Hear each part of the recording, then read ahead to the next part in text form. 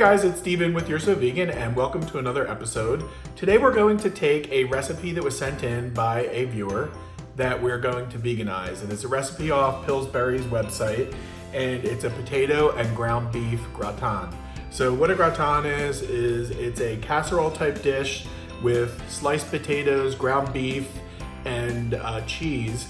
So what I'm gonna do is I'm gonna take the recipe that is posted below and I'm going to veganize it and make it something that everybody can enjoy. Because it really sounds good, but a lot of the ingredients are kind of a no-no when you're vegan. So let's go ahead and take a look at the ingredients that they call for and then what we're gonna do to replace it. So for starters, it's 1 pound of ground beef. So that is definitely not happening, but thank you to Beyond. We have this awesome new bulk ground beef that they sell. And we're gonna cook that up. I've not used this yet, so this will be kind of a product review as well, because I don't know how this will hold up as far as sauteing it with the onions and having it look, taste, and feel like a ground beef type substitute. Salt and pepper, that's easy. 3 tablespoons of butter or margarine will be replaced by our good old standard Earth Balance vegan spread. And then the recipe calls for 6 medium white potatoes, but I'm going to use 4 fairly large russet potatoes and slice those up rather thin. And then we also have an onion that we're going to use. Fresh thyme. I was going to use my dried thyme, but I feel like this type of recipe, the fresh herb will really be beneficial to the overall flavor profile. So we are going with the fresh stuff. 3 cups of milk will be substituted by 3 cups of unsweetened plain almond milk. But you could also use soy, probably if you'd like, and that would work just fine. Just make sure it's unsweetened and it's regular flavor, not vanilla. And finally, 3 cups of shredded cheddar. So we're gonna use my new favorite vegan cheese from good old Whole Foods. It's their 365 brand, and this is their shredded cheddar alternative. So I've had the cheddar slices. This is the first time I'm actually using the shreds, and I'm hoping they are as good as the slices, and I will be very curious to see how it bakes. Now, no recipe is complete without me screwing around with it a little bit, so I am going to be adding some sliced green olives into the ground beef mixture. So I just picked up a can of Whole Foods green olives. Even though I was kind of thrown off by the printing on the label, it looks orange, but I'm assuming they will be green once I open the can, so let's hope.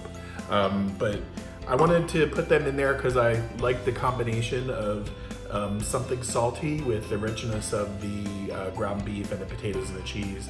And I love green olives with any kind of protein.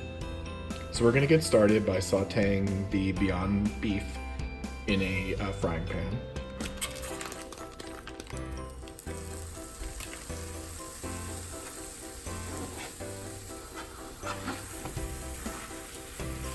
Now I'm just gonna break this up. The thing I like about Beyond is you can see the little white specks in the meat.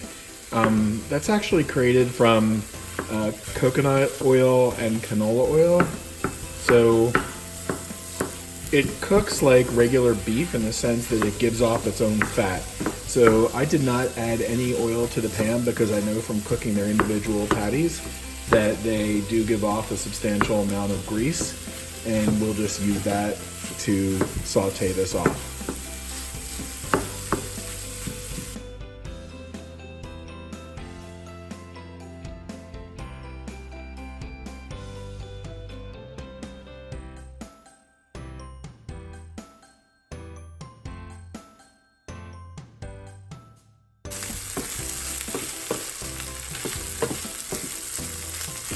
Now I'm probably cooking this for about 10 minutes. I don't think it's ever going to turn like the brown that traditional beef would turn. It's going to have a little bit of a pink hue left to it, but this is starting to look pretty good.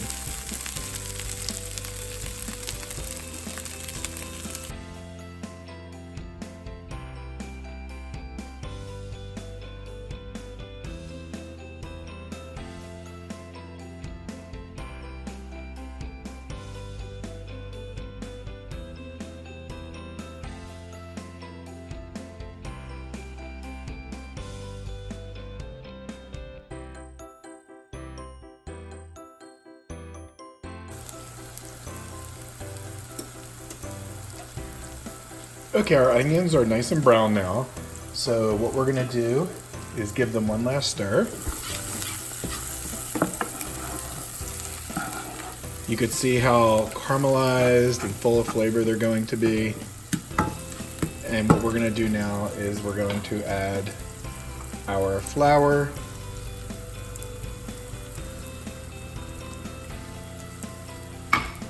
And stir that in. What we're basically doing is creating a roux, which is a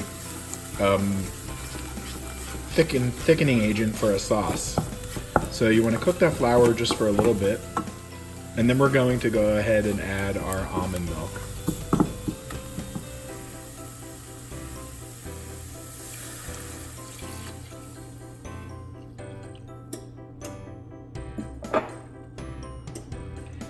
And we're going to stir this mixture for a few minutes until it thickens up. I'm going to also add my thyme in right now so that as the flavors reduce and the sauce gets thicker, the thyme flavor will be infused in the mixture. So I went ahead and I pulled all the thyme off of the stalks. So we're just going to mix that on in.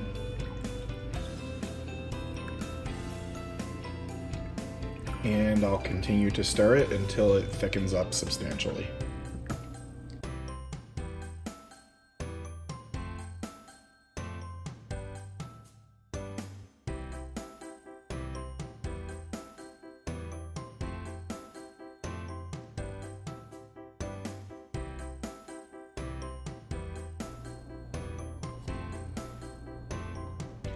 So you can see that I incorporated my green olives, which thank God were actually green, into the Beyond Beef crumbles.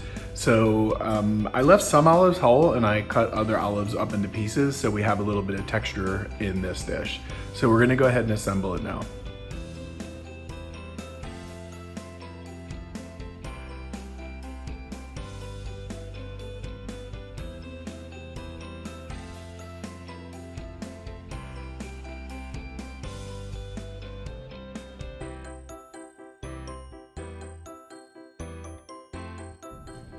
Okay guys, let's take a look. It is fresh out of the oven and looks absolutely delicious. Now the one thing I did do is I did put it under the broiler for about 5 to 7 minutes after it was done baking for the 45 minutes so I could get a little bit of a golden brown on the top. So let's go ahead and serve up a little plate and see how this tastes.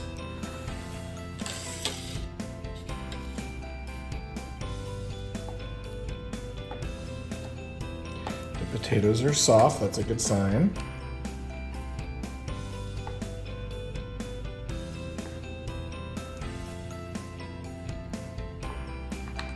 Everything looks completely delicious. I'm gonna pour that on top.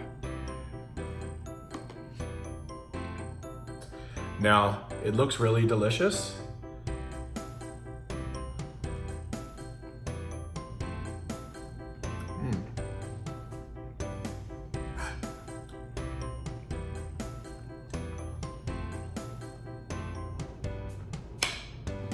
First thing I notice is the thyme has a really subtle, good flavor. The meat is super tender. The olives add a little bit of punch to it, which is great. And the potatoes are perfectly soft.